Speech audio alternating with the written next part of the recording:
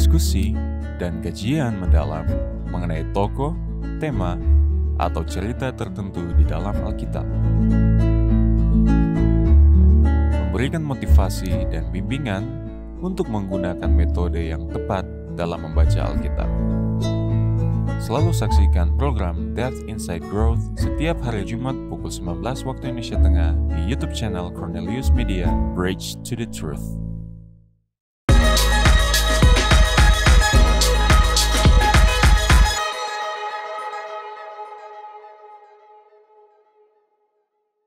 Selamat malam, berjumpa kembali di dalam program DIG, Depth Inside Growth, bersama saya Pendeta Edward Taliwongso.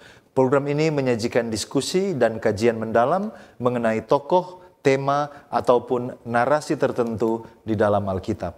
Malam hari ini kita melanjutkan seri pendalaman Alkitab dengan tema pengorbanan anak di dalam ujian Abraham. Sebuah pendalaman Kejadian 22 ayat 1 sampai 19. Abraham, bapa segala orang percaya, ia dipanggil keluar dari tanah Ur untuk mengikuti Tuhan pergi ke tempat di mana dia belum pernah mengenalnya. Dan momentum yang paling indah di dalam kehidupannya adalah ketika dia dianugerahkan gelar sebagai bapa segala orang percaya, ketika dia dimintakan untuk mengorbankan anaknya yang tunggal, Ishak. Apa yang menjadi latar belakang peristiwa ini? Mengapa Tuhan meminta dia untuk melakukan hal yang sangat berat ini? Dan apa pelajaran yang bisa kita ambil dari cerita ini? Inilah yang akan menjadi topik kita malam hari ini. Dan episode malam hari ini kita akan melihat bukti-bukti dan pelajaran di dalam Alkitab sehubungan dengan pengorbanan anak di dalam konteks sejarahnya dan pelajarannya untuk kita di zaman sekarang ini. Saya mengajak pemirsa di rumah untuk membagikan link YouTube dan Facebook Cornelius Media. Saudara dapat menuliskan pertanyaan Anda pada kolom komentar. Dan untuk membahas pelajaran kita pada malam hari ini, kembali lagi kami telah mengundang seorang narasumber. Narasumber kita malam hari ini adalah Pendeta Felix Gosal, MER, ditamatkan di Adventist International Institute of Advanced Studies Filipina pada tahun 2019 yang lalu dengan gelar Master of Arts in Religion dengan penekanan di Kitab Perjanjian Lama. Hamba Tuhan Pendeta Felix Gosal telah menikah dengan Ibu Madeline Gosal Sutomo dan anak mereka Quincy. Saat ini mereka menetap di Minasa Utara. Pendeta Gosal melayani sebagai pendeta jemaat di Gereja Masei Advent Hari ke-7, Jemaat Taman Harapan Distrik M, Daerah Misi Minasa Utara dan Bitung. Kecintaan hamba Tuhan ini di dalam mempelajari firman Tuhan dan juga kapasitasnya di dalam mempelajari pelajaran kita di dalam bidang perjanjian lama akan sangat menolong kita untuk memahami cerita ini melihat dari sudut pandang yang berbeda. Mari kita sapa narasumber kita pada malam hari ini. Selamat malam Pendeta Gosal. Selamat malam Pendeta Taliwongso. Apa kabar? Kabar baik, puji Tuhan. Ya, terima kasih Pendeta. Oleh karena malam hari ini boleh bersama-sama dengan kami. Amin. Dan siap untuk mempelajari firman Tuhan. Terima kasih Pendeta boleh meluangkan waktu untuk menuntun di dalam diskusi kita malam hari ini topik yang sangat menarik. Ya. Pemirsa di rumah tetaplah bersama dengan kami karena setelah yang satu ini kita akan kembali bersama dengan narasumber kita Pendeta Felix Gosal masih di program DIG, Depth Inside Growth.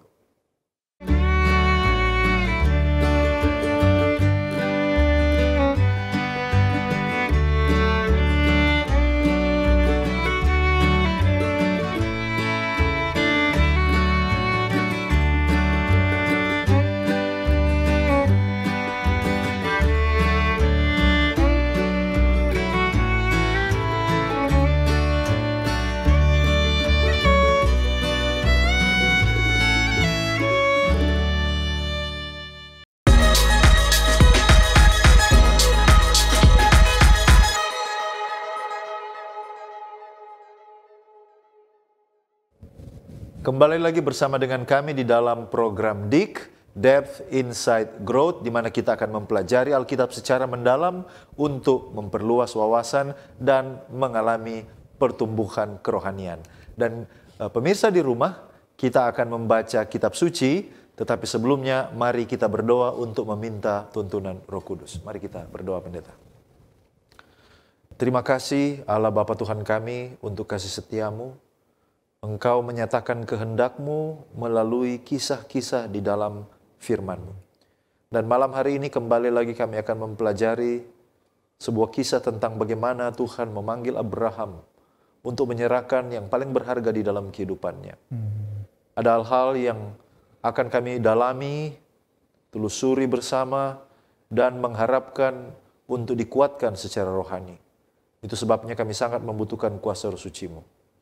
Berkati hamba-Mu Pendeta Felix Gosal yang akan menuntun diskusi ini, supaya oleh pertolongan Tuhan, maka beliau dapat menyampaikan pekabaran-pekabaran, pelajaran-pelajaran penting sehubungan dengan topik ini.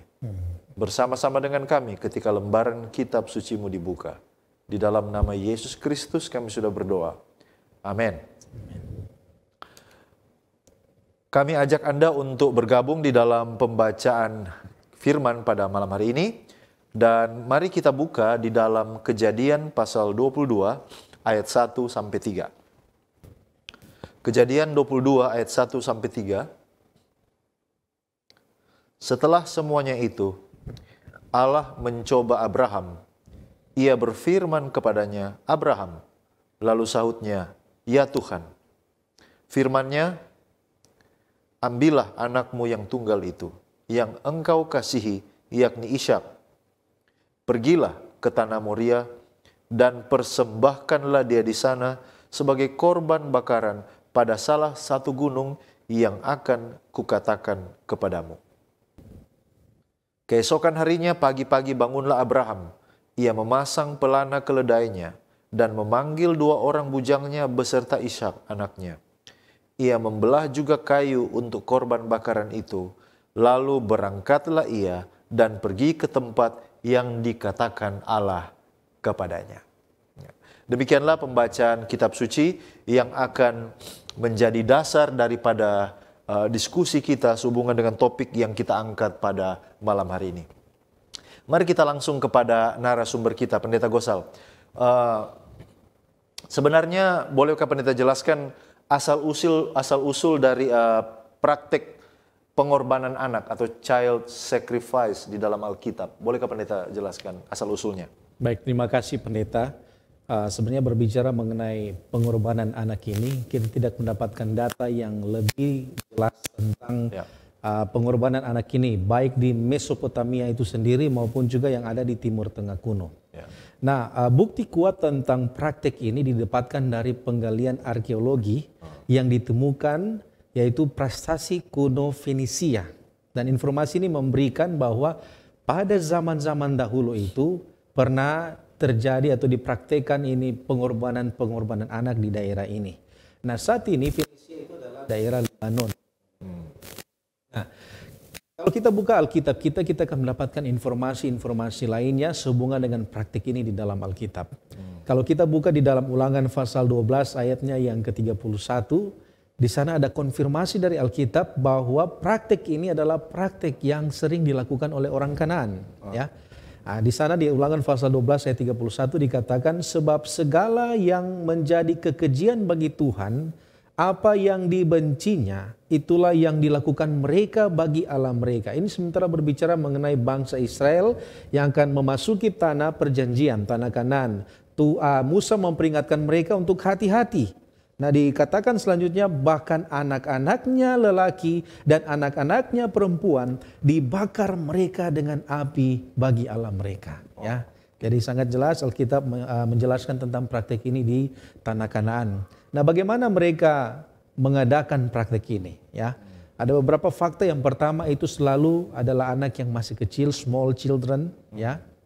Kemudian yang kedua itu selalu dilakukan secara grup. Jadi bukan cuma satu orang, tetapi ada beberapa orang mereka akan mengorbankan anak-anak secara bersamaan dan metodenya adalah dibakar.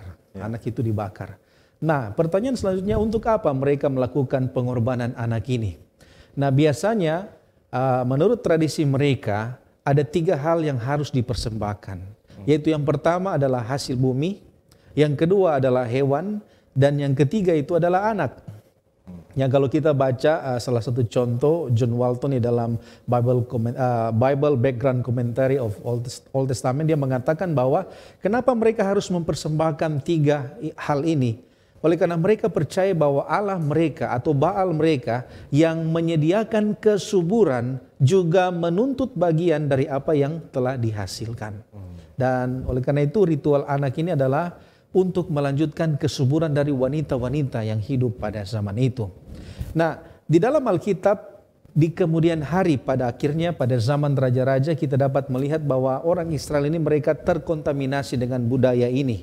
Ya, mulai dari masuknya pemujaan dewa di masa Salomo, kalau kita baca itu di dalam satu Raja-Raja pasalnya yang ke-11 ayat 4 dan 5, pada saat itu Salomo mencondongkan hatinya kepada allah-allah lain oleh karena istri-istrinya. Dan di situ dikatakan demikianlah Raja Salomo mengikuti Asyitoret, dewi orang Sidon, dan mengikuti Milkom. Ini nama Milkom ini sangat penting karena inilah dewa di mana mereka biasanya mempersembahkan anak. Ya, dewa yang menuntut persembahan anak, itu informasi kita bisa dapatkan di dalam Imamat pasal yang ke-20. Kemudian 2 Raja-Raja 21, Raja Manasye mempraktikkan hal ini, dia persembahkan anaknya. Kemudian 2 Tawarik pasal 28, Raja Ahaz juga membakar anak-anaknya sebagai persembahan. Dan dengan demikian kita dapat melihat kesimpulan bahwa ritual pengorbanan anak ini adalah ritual keagamaan dari orang kafir, orang Kanaan saat itu. Dan kemudian ini sangat berbahaya sehingga di kemudian hari itu juga merambat ke orang-orang Israel. Oh, oke. Jadi kita sudah disiapkan tentang latar belakang asal-usul praktek pengorbanan anak yang dipraktekkan oleh bangsa-bangsa kafir. Nah, kita mau masuk kepada Kejadian 22, tapi bolehkah pendeta jelaskan sedikit konteks dari pasal 22 ini yang akan mempersiapkan kita untuk lebih memahami pasal ini lebih lengkap? Baik, terima kasih pendeta. Kalau kita buka cerita ini di dalam Kejadian pasalnya yang ke-20, maka cerita ini akan dimulaikan dengan kata-kata setelah semuanya itu. Di dalam bahasa Inggris, after these things. Apa pengertian dari kata ini? Ya, semuanya ini merujuk kepada apa? Ya. Nah, kalau kita buka Alkitab kita terlebih khusus cerita-cerita tentang cerita khusus tentang Abraham ini, kita akan melihat bahwa kata ini terakhir muncul di pasal yang ke-15. Ya. Oleh karena itu kita akan mengambil kesimpulan sederhana saat ini. Setelah semuanya ini merujuk kepada event-event dari pasal 15 sampai 21. Artinya setelah event-event yang terjadi di pasal 15 sampai pasal 21, maka Allah mencoba Abraham. Nah, mari kita melihat ada sesuatu yang menonjol dari peristiwa-peristiwa ini. Paling kurang ada 2. Yang pertama, peristiwa-peristiwa ini adalah usaha Allah untuk meyakinkan Abraham, tetapi juga kita memiliki yang kedua, yaitu peristiwa-peristiwa ini menunjukkan usaha Abraham untuk meyakinkan dirinya sendiri. Mari kita mulai dari pasal 15. Pasal 15 itu Abraham menawarkan Eliezer kepada Tuhan. Ya, kalau boleh, karena dia tidak punya anak, bagaimana kalau Eliezer yang menjadi penerus? Tetapi Tuhan bilang tidak. Tuhan bawa dia keluar, Tuhan bilang lihat ke atas, lihat ke langit, di sana ada bintang-bintang. Sama seperti itulah keturunan dari Abraham nantinya. Kemudian kita lompat di pasal yang ke-16. Pasal ke-16, Abraham mengambil Hagar dan Ismail lahir. Kita lihat kembali ya usaha Abraham untuk meyakinkan dirinya sendiri. Pasal 16, Allah merubah nama Abraham menjadi Abraham yang artinya bapa segala bangsa. Tetapi setelah namanya dirubah, Abraham menawarkan kembali Ismail kepada Tuhan. Ya, kalau kita baca di dalam Kejadian pasal 17 ayat 18, Abraham katakan, sekiranya Ismail diperkenankan hidup di hadapanmu. Dia menawarkan Ismail, kalau boleh Ismail ini, karena dia sampai saat itu belum bisa melihat apakah benar Ishak ini akan lahir atau tidak. Tetapi kemudian Tuhan menegaskan kembali, engkau akan melahirkan seorang anak laki-laki, dia akan dinamakan Ishak, dan aku akan mengadakan perjanjian dengan anak itu. Kemudian selanjutnya kita melihat bahwa janji ini diyakinkan kembali kepada Abraham dengan ada 3 orang yang berkunjung di rumahnya. Dan mereka katakan tahun depan engkau akan memiliki seorang anak laki-laki. Kemudian kita datang pada pasal 21, di situ Ishak lahir, ya. Ishak lahir, anak perjanjian itu lahir, tetapi ada masalah di sana yaitu Sarah menyuruh Abraham untuk mengusir Ismail. Kita tahu cerita ini, hati Abraham sangat susah, tetapi Allah menegaskan kepada Abraham kembali bahwa Ishak dan Ismail harus dipisahkan. Karena hanya Ishak yang akan menjadi ahli waris dari kekayaan Abraham. Nah, dari semuanya ini kita akan melihat bahwa Abraham ada pada titik di mana tidak ada lagi yang dia dapat harapkan selain Ishak. Ishak itu satu-satunya harapan. Ismail sudah pergi, sedangkan istrinya Sarah tidak mungkin lagi melahirkan. Jadi satu-satunya harapan saat itu adalah Ishak. Dia ini adalah masa depan dari Abraham. Segala-galanya dia taruh di dalam Ishak. Jadi kira-kira seperti itu konteks di dalam Kejadian pasal 22 ini. Oke, terima kasih. Sangat menarik ya kalau kita perhatikan bagaimana Tuhan mencoba selalu dari waktu ke waktu untuk meyakinkan Abraham. Nah, di dalam Yakobus 1 ayat 13 mengatakan, Yakobus 1 ayat 13, bahwa pencobaan itu tidak datang dari Allah. Nah, bagaimana kita mau mencocokkan konsep ini dengan di Kejadian 22 ayat 1, yang di sana dengan jelas dikatakan setelah semuanya itu Allah mencoba Abraham. Bagaimana kita memahami kata Allah mencoba Abraham di dalam cerita ini?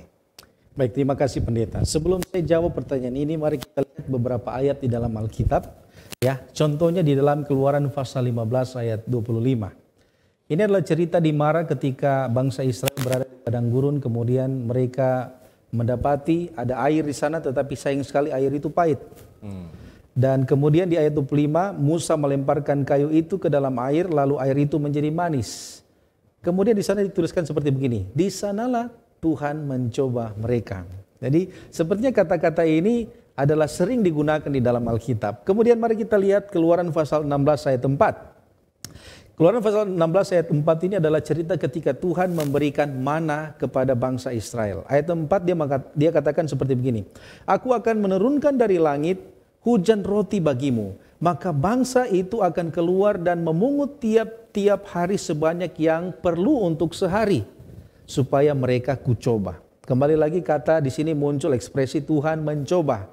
Nah, Ayub 23 ayat 10 juga di sana dikatakan, Ayub katakan, karena ia tahu jalan hidupku, seandainya ia menguji aku akan timbul seperti emas. Bahkan pemazmur sendiri mengatakan di dalam Mazmur 26 ayat 2, dia katakan, ujilah aku ya Tuhan, dan cobalah aku, selidiki batinku dan hatiku. Nah, kata mencoba di sini datang dari kata nasa, yaitu berarti tes, ujian, atau exercise, latihan, atau train, latihan, mendidik, atau proof, yaitu menyatakan atau membuktikan. Nah, mari kita lihat kembali lagi apa yang sementara Yakobus kemukakan di dalam Yakobus pasal 1 ayat 13. Nah, pada saat itu ada doktrin yang sementara beredar, yaitu doktrin Yahudi yang disebut Yatsar Hara. Ya, apa ini Yatsar Hara? Ini adalah doktrin Yahudi yang percaya bahwa karena Tuhan itu yang menciptakan segala sesuatu, maka Tuhan juga yang menciptakan keinginan atau dorongan untuk berbuat jahat. Ya. Dan keinginan atau dorongan ini akan membuat manusia itu jatuh ke dalam dosa, sehingga mereka berkesimpulan bahwa Tuhan bertanggung jawab atas dorongan-dorongan ini. Ya, oleh karena itu Yakobus mengatakan bahwa pencobaan itu tidak datang dari Tuhan. Tetapi di sini kita akan melihat kebenaran yang Yakobus jelaskan kepada kita di ayat yang ke-14. Di ayat yang ke-14 Yakobus mengatakan, tetapi tiap-tiap orang dicobai oleh keinginannya sendiri karena ia diseret dan dipikat olehnya. Jadi sebenarnya pencobaan itu juga adalah hasil dari keinginan kita sendiri. Bangsa Israel saat itu mereka dicobai oleh karena keinginan mereka sendiri. Abraham juga saat itu dicobai karena keinginannya, ya. Karena kita sudah melihat konteks tadi, dia menaruh harapannya kepada Ishak. Jadi kita dapat melihat bahwa dari masing-masing kita itu ada muncul keinginan yang dapat menjadi sarana, ya, sarana pencobaan. Nah, tetapi ada hal yang menarik di sini. Kalau kita melihat struktur di dalam kata ini, Allah mencoba Abraham. Nah, struktur normal di dalam bahasa Ibrani itu selalu dimulaikan dengan verb, kata kerja, kemudian subjek, kemudian objek. Artinya di sini sementara ada penekanan khusus terhadap tindakan yang akan dilakukan. Tetapi pada kata ini strukturnya itu terbalik. Strukturnya terbalik kenapa? Karena dia mulai dengan subjek dulu, yaitu Allah, lalu kata kerjanya mencoba, dan objek yaitu Abraham. Nah, mereka yang belajar bahasa Ibrani tahu betul ketika sesuatu yang tidak normal ini terjadi, ada perubahan begini, itu artinya adalah penekanan dalam informasi Allah mencoba Abraham, itu bukan kepada Abraham, bukan kepada aktivitas mencoba, tetapi penekanan dari ayat ini berada pada Allah itu sendiri. Allah adalah pusat dari cerita ini.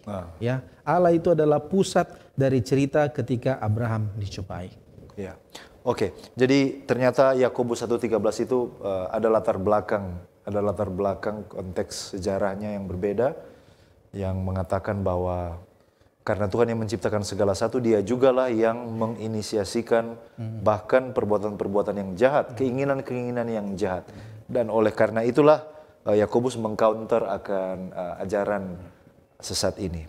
Oke, puji Tuhan untuk jawaban yang telah kita dengar pendeta, dan saya yakin kita masih semakin bersemangat untuk masuk lebih dalam. Namun sebelum itu kita akan melihatkan ada beberapa pesan-pesan rohani. Tetaplah bersama dengan kami, masih di program DIK, Depth Insight Growth. Tuhan mengenal kita, Dia tahu segala pergumulan kita. Dia memberi kesembuhan dan memelihara kita. Dia akan selalu menopang umat-umatnya. Dia adalah perlindungan saat dalam kesesakan. Dia akan selalu memberi kekuatan di saat kita lemah. Janganlah kita khawatir karena Ia tidak akan meninggalkan kita. Saksikan selalu program Push, Pray Until Something Happen setiap Rabu pukul 18 WITA di YouTube channel Cornelius Media Bridge to the Truth.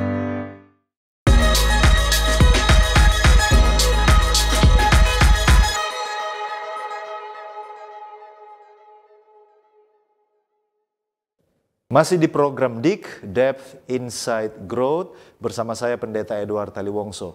Dan bagi saudara-saudara yang baru bergabung bersama dengan kami, tema yang kita angkat pada malam hari ini adalah pengorbanan anak di dalam ujian Abraham, sebuah pendalaman Kejadian 22 ayat 1 sampai 19, bersama dengan narasumber kita Pendeta Felix Gosal. Dan mari kita akan melanjutkan diskusi kita. Pendeta, tentu tindakan Allah ini punya alasan. Ya. Yang ingin kita tahu sebenarnya apa alasan Allah mencobai Abraham di dalam kisah ini? Baik, terima kasih. Ini adalah pertanyaan yang sangat menarik. Kenapa sampai Allah mencoba Abraham? Nah, paling sedikit ada 3 alasan kenapa Abraham dicobai oleh Tuhan. 2 kita bisa dapatkan dari Alkitab dan 1 dari Roh Nubuat. Mari kita lihat. Yang pertama, itu terdapat di dalam Kejadian pasal 22 ayatnya yang ke-12.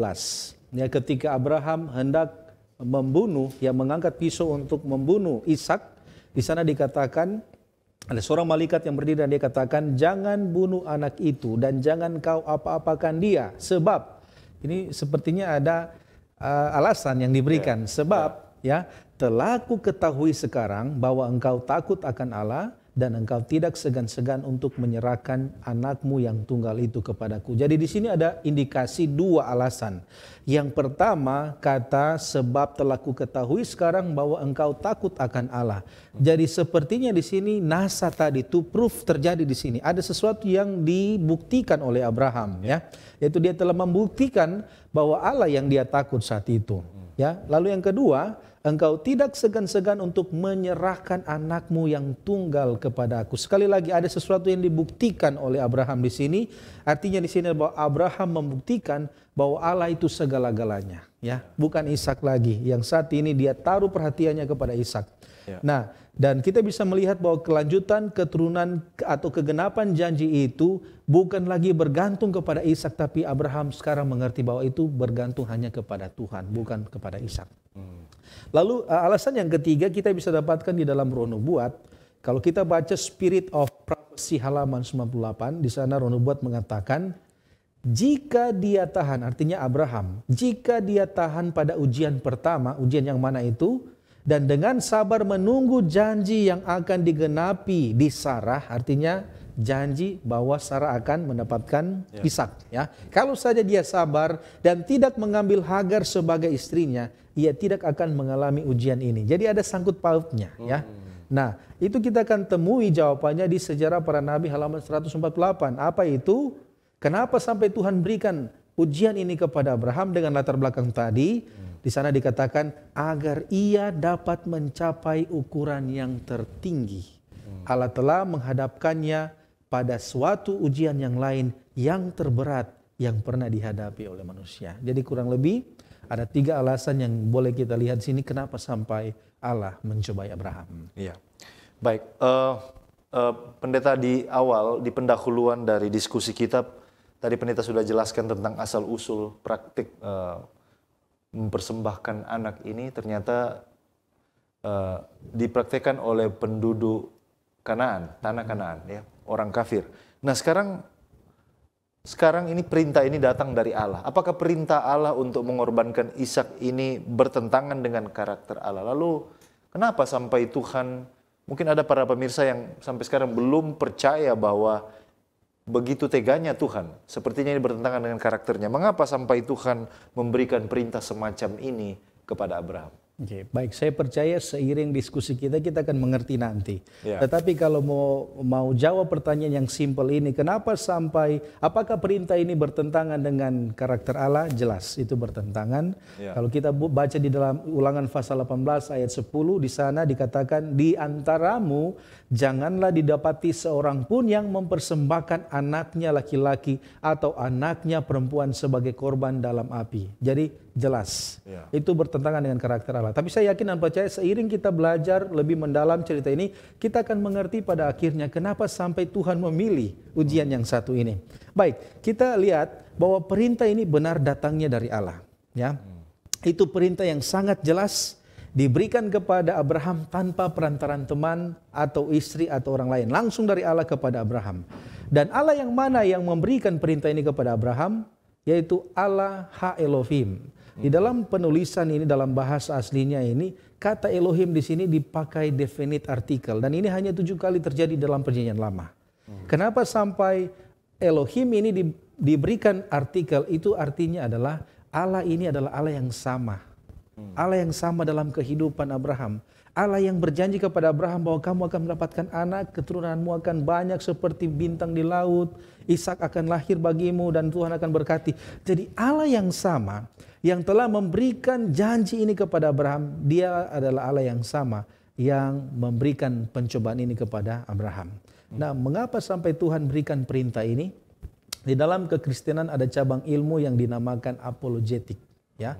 Di mana cabang ini bertujuan untuk membela doktrin-doktrin Kristen. Oh, Allah itu adalah kasih, tidak mungkin Allah melakukan hal-hal yang buruk. Nah, ada beberapa macam argumen-argumen yang diberikan. Yang pertama, mereka mengatakan bahwa Abraham salah mengerti perintah. Ya, yang kedua, mereka katakan bahwa Allah tidak menyuruh. Tidak ada perintah bahwa Allah menyuruh Ishak disembelih. Di sana tidak ada perintah, mereka katakan seperti begitu. Dan yang ketiga mereka berargumen bahwa Allah hanya menyuruh mereka pergi ke atas untuk sembahyang dan tidak ada kejelasan Ishak harus disembelih di sana. Itu mereka punya argumen. Tetapi apakah benar demikian, saudara-saudara? Di dalam perintah ini jelas, ya. Kita bisa melihat kejelasan. Kita tidak boleh mengalihkan perhatian kita dengan hal-hal yang lain karena perintah ini jelas diberikan kepada Abraham sebagaimana yang kita baca. Yesaya pasal 40 ayat 28 mengatakan, Tuhan ialah Tuhan Allah yang kekal, ya. Dan di bagian terakhir dia katakan bahwa kita tidak dapat menyelami pikiran Tuhan, ya. Satu-satunya yang dapat kita rasakan saat ini adalah ini yang kita dapat mengerti saat ini adalah pencobaan kepada Abraham, ya. Bukan pencobaan saya dan bukan juga pencobaan kita semua. Jadi hanya Abraham yang mengerti benar apa yang dialami. Dan sebentar kita akan lihat kenapa sampai Abraham begitu tabah di dalam pencobaan ini. Ya. Oke, terima kasih. Masih ada satu pertanyaan lagi tentang apakah waktu Abraham ini dicobai dia sadar? Dia setuju ataukah dia mungkin dipaksa untuk melakukan hal ini. Tapi kita akan bahas itu berikut. Karena setelah pesan-pesan rohani yang berikut ini, kita akan kembali di dalam diskusi Alkitab kita, masih di program DIG, Depth, Insight, Growth.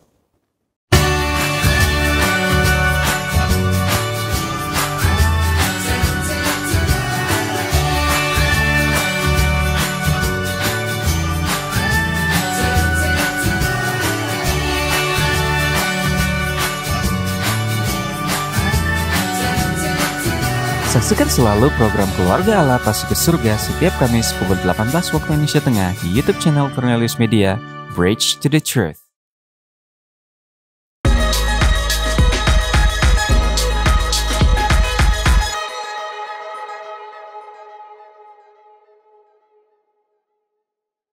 Tetap di program DIG, Depth, Insight, Growth. Dan bagi saudara yang baru bergabung, kembali lagi tema yang kita angkat pada malam hari ini adalah praktik pengorbanan anak di dalam ujian Abraham, sebuah pendalaman Kejadian 22 ayat 1 sampai 19. Dan tadi kita sudah mendengarkan dari narasumber kita, Pendeta Felix Gosal, tentang bagaimana praktik ini sebenarnya sesuatu yang sangat umum dilakukan oleh para penduduk Kanaan, orang-orang yang tidak mengenal Allah. Tetapi bagaimana mungkin Allah, Abraham, Ishak dan Yakub memerintahkan hal yang bertentangan dengan karakternya ini? Ada banyak hal yang sudah kita bahas sejauh ini. Dan sekarang kita masuk kepada pertanyaan selanjutnya, Pendeta, sebagaimana yang saya katakan tadi, bahwa apakah ada bukti bahwa Abraham melakukan ini dengan sadar? Bahwa dia tidak dibawa pengaruh apapun dan bahwa dia tidak dipaksa, dia benar-benar setuju melakukan perintah Allah ini. Baik, terima kasih Pendeta atas pertanyaannya. Kalau kita lihat alur dari cerita ini, saya bisa katakan bahwa Abraham setuju dengan perintah ini. Dari mana kita tahu dia setuju melakukan perintah ini?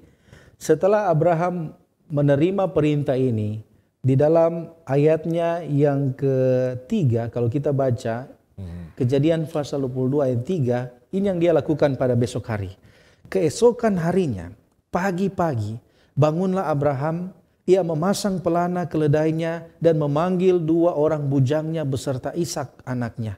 Ia membelah juga kayu untuk korban bakaran itu, lalu berangkatlah ia dan pergi ke tempat yang dikatakan Allah kepadanya. Jadi dengan informasi ini kita dapat melihat bahwa Abraham setuju dengan perintah ini. Ya, Abraham setuju dengan perintah ini. Dia mempersiapkan segala sesuatu untuk keberangkatan pada saat ini. Nah, ada teologi penting yang bisa kita belajar di tempat ini. Kadang-kadang kita bertanya-tanya, kenapa dia seperti begini? Ya. Kenapa dia seperti begitu? Kenapa Abraham harus potong kayu mempersiapkan segala sesuatu? Bukankah itu adalah pencobaan yang bertentangan? Nah, sekali lagi kita datang pada satu pengertian bahwa masing-masing kita, hanya kita yang tahu pencobaan itu. Dalam hal ini hanya Abraham yang tahu pencobaan ini. Dia yang mengerti betul konteksnya, latar belakangnya, yang dia rasakan hanya Abraham. Kita tidak bisa tahu ya kenapa sampai dia melakukan itu. Tetapi sebentar kita akan lihat kenapa sampai dia setuju. Ya, oke. Jadi Pendeta sudah berhasil membuktikan dalam diskusi kita bahwa memang Abraham sadar dan dia setuju untuk melakukan perintah Tuhan ini. Oleh karena di ayat 3 apa yang dia lakukan keesokan harinya. Tetapi pertanyaannya sekarang adalah mengapa dia setuju melakukan hal itu? Oke, kenapa dia sampai setuju melakukan hal itu? Jadi pertama, sebelum saya jawab 2 alasan kenapa sampai Abraham setuju, kita akan melihat dulu bahwa ada 2 keyakinan Abraham bahwa dia akan kembali dengan Ishak. Ya. Mari kita lihat itu di dalam Kejadian pasal 22 ayat 5. Ketika mereka berjalan, di tengah perjalanan, Abraham berkata kepada 2 bujangnya itu, "Tinggallah kamu di sini dengan keledai ini, aku beserta anak ini akan pergi ke sana. Kami akan sembahyang, sesudah itu kami akan kembali kepadamu." Jadi sebelum Abraham melanjutkan perjalanan ini, dia tahu bahwa dia pasti akan kembali dengan Ishak. Luar biasa keyakinan dari Abraham ini. Nah, berikutnya kita tahu lagi keyakinan Abraham ini ketika Ishak bertanya kepada Abraham, "Abraham, Bapak, ya, sudah ada di sini kayu, ya, persiapan sudah ada, tapi di manakah ya lembu atau domba yang akan kita kurbankan?" Nah, di situ Abraham menjawab bahwa Tuhan akan menyediakan korban bakaran itu sendiri. Luar biasa keyakinan dari Abraham ini. Nah, ada dua alasan kenapa Abraham setuju dengan perintah ini. Mari kita lihat yang pertama di dalam Ibrani pasal 11 ayat 17 sampai 19. Saya akan baca ayat ini. Ibrani pasal 11 ayat 17 sampai 19. Di sana dikatakan seperti begini. Karena iman, maka Abraham tak kala ia dicobai mempersembahkan Ishak. Ia yang telah menerima janji itu rela mempersembahkan anaknya yang tunggal, walaupun kepadanya telah dikatakan, keturunan yang berasal dari Ishaklah yang akan disebut keturunanmu. Karena ia berpikir bahwa Allah berkuasa membangkitkan orang-orang sekalipun di antara orang-orang mati. Dan dari sana ia seakan-akan telah menerimanya kembali. Kalau ayat ini kita baca, yang ada di dalam pikiran Abraham itu adalah saat itu, sekalipun sampai di sana, saya harus mempersembahkan Ishak, tapi dia percaya Tuhan akan bangkitkan kembali dan akan pulang dengan Ishak. Ya. Kenapa sampai keyakinannya ini begitu kuat? Karena dia memiliki pengalaman dengan Allah. Ya. Istrinya yang sudah mati kesuburannya, ya, tapi muncul kehidupan dari dalam istrinya. Ya. Dengan pemikiran yang sama dia percaya bahwa di sana sekalipun nanti kalau Ishak harus mati, dia percaya Tuhan akan membuat kehidupan dari kematian itu. Yeah.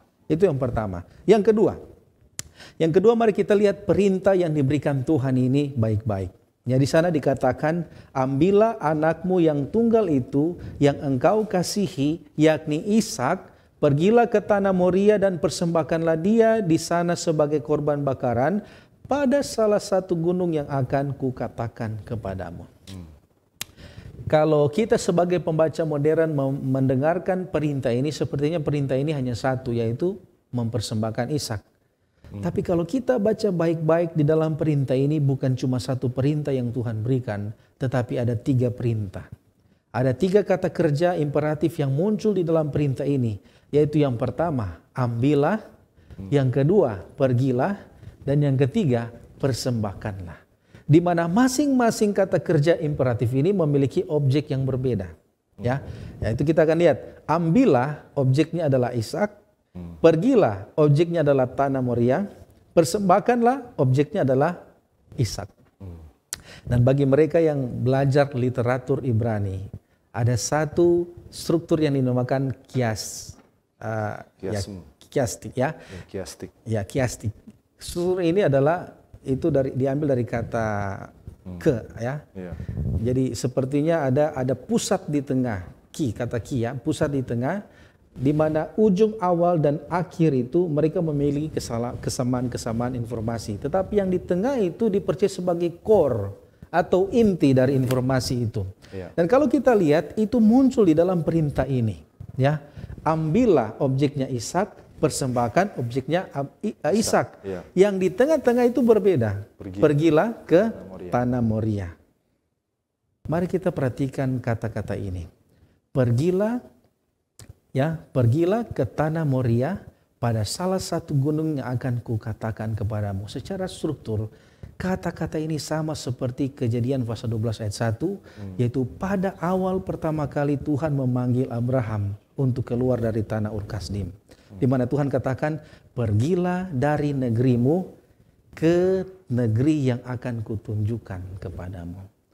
Jadi kita baca cerita ini seakan-akan Tuhan mau menyuruh Abraham mempersembahkan Ishak, tetapi saat itu di telinga Abraham, ya, sebuah panggilan yang pernah dia dengarkan beberapa puluh tahun yang lalu kembali terngiang di dalam telinganya, bahwa Allah yang sama tidak pernah gagal akan menepati semua janji-janjinya.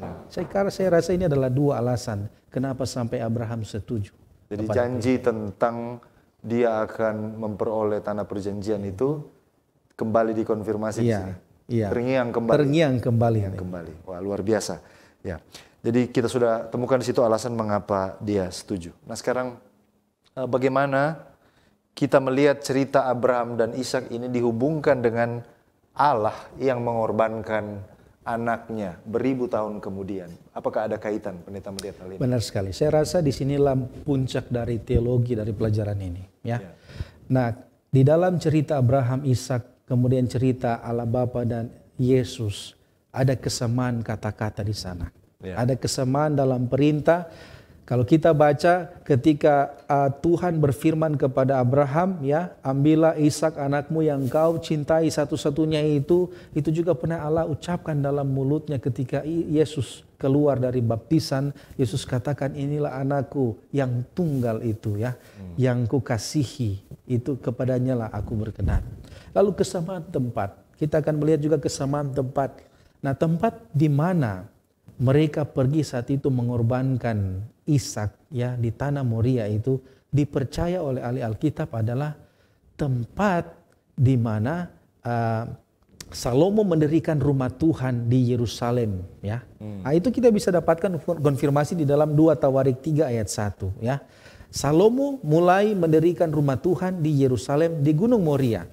Di sini kita bisa melihat kesamaan tempat, ya. Tempat yang sama di mana Abraham dicobai adalah tempat yang sama juga di kemudian hari didirikan Ka'bah, rumah Tuhan Yerusalem di sana.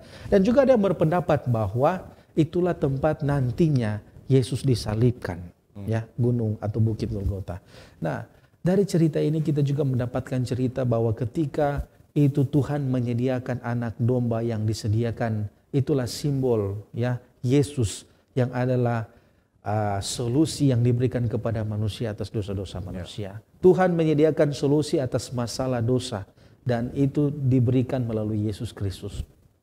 Dan makna yang penting lainnya yang bisa kita lihat adalah Abraham itu sendiri ketika dia dicobai di dalam hal ini, Tuhan mengizinkan dia untuk merasakan apa yang Tuhan rencanakan kemudian hari pada saat dia mau memberikan anaknya yang tunggal untuk menjadi solusi atas dosa-dosa manusia. Amin. Terima kasih. Dan sungguh sangat menarik diskusi dan pendalaman kita pada malam hari ini.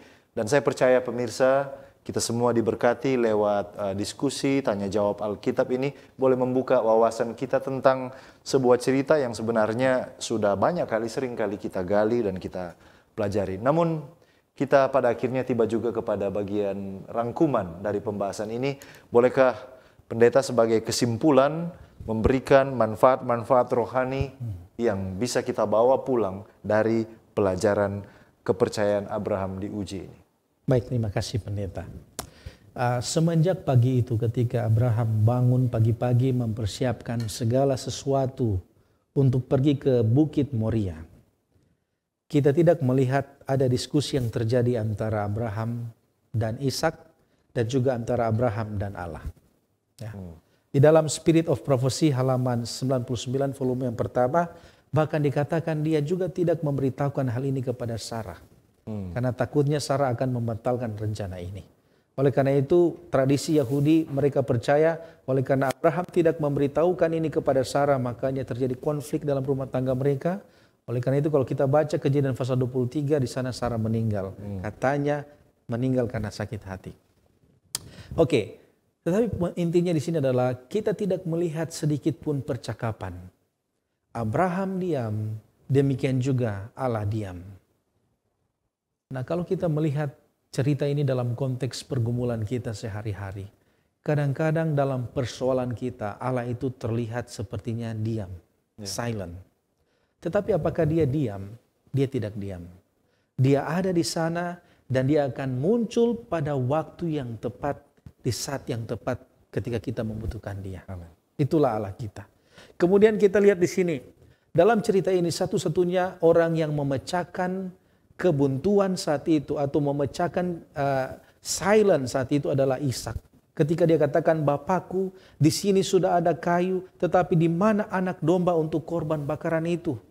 Nah, kalau kita teliti baik-baik, pertanyaan ini adalah sebenarnya pertanyaan yang sulit untuk dijawab oleh Abraham. Ya. Ini menambah beban bagi Abraham. Bagaimana dia dapat menjawab pertanyaan ini? Tetapi luar biasa di sini kita mendapatkan pelajaran yang luar biasa. Jawaban Abraham adalah kata-kata yang sangat menguatkan, yaitu God will provide. Ya, ini adalah jawaban atas segala masalah dan kebutuhan kita sendiri saat ini. Apabila kita memiliki masalah, jangan pernah takut karena God will provide. Bukan saja masalah kita hari-hari, tetapi masalah dosa kita, masalah kehidupan kekal kita, Tuhan menyediakan solusi atas semuanya itu. Amin, luar biasa. Dan bolehkah Pendeta Gosal berdoa untuk diskusi kita dan juga doakan pemirsa di rumah yang menyaksikan tayangan ini. Baik, mari kita berdoa. Terima kasih ya Tuhan untuk waktu yang indah kami boleh bersama-sama belajar akan cerita di dalam Kejadian pasal 22. Bagaimana pengalaman Abraham manakala dia diuji dan dia telah membuktikan bahwa tidak ada sesuatu yang dapat diandalkan selain Tuhan. Tuhanlah yang menyediakan segala sesuatu yang dia butuhkan, bahkan memberikan solusi atas segala kebuntuan yang dia alami. Kiranya pelajaran ini dapat menjadi kekuatan bagi kami semua, manakala kami bergumul dengan kehidupan kami masing-masing, dengan persoalan kami, dengan tantangan hidup kami. Terima kasih oleh karena tuntunan Roh Kudus. Kiranya Tuhan akan meteraikan firman Tuhan ini, menjadi kekuatan iman bagi kami masing-masing, sehingga dalam waktu yang dibutuhkan, firman ini akan menjadi kekuatan dalam kehidupan kami. Berkati program DIK, berkati hamba Tuhan Pendeta Tali Wongso, berkati juga kru yang bertugas, bahkan semua pemirsa yang menyaksikan siaran ini. Tuhan kiranya memberkati mereka semua dengan berkat yang melimpah-limpah. Berkati Cornelius Media dalam segala tugas dan juga semua pelayanan yang diberikan lewat media. Kiranya Tuhan berkati agar siaran ini dapat menjadi berkat bagi banyak orang di luar sana. Terima kasih banyak Tuhan. Kami bersyukur untuk waktu yang indah ini. Dan kami percaya berkat khusus Tuhan berikan bagi kami masing-masing. Inilah doa dan permohonan kami ya Tuhan. Di dalam nama Yesus kami sudah berdoa. Amin. Amin. Ya. Puji Tuhan untuk pembahasan firman yang sudah kita terima pada malam hari ini.